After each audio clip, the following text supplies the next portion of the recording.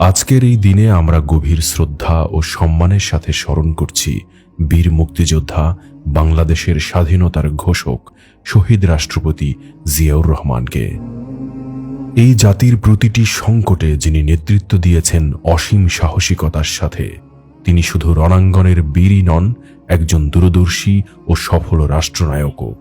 গণতন্ত্র, আত্মনির্ভরতা ও জাতীয় মুক্তির যে পথ তিনি রচনা করেছিলেন তা আজও আমাদের প্রেরণা যোগায়।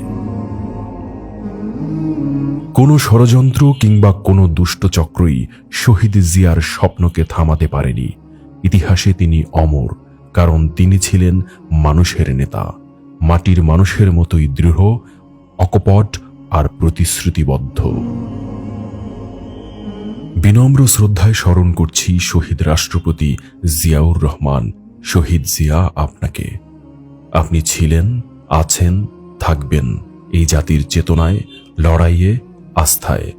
আপনি থাকবেন নতুন বাংলাদেশের পথচলায়, পথ প্রদর্শক হয়ে।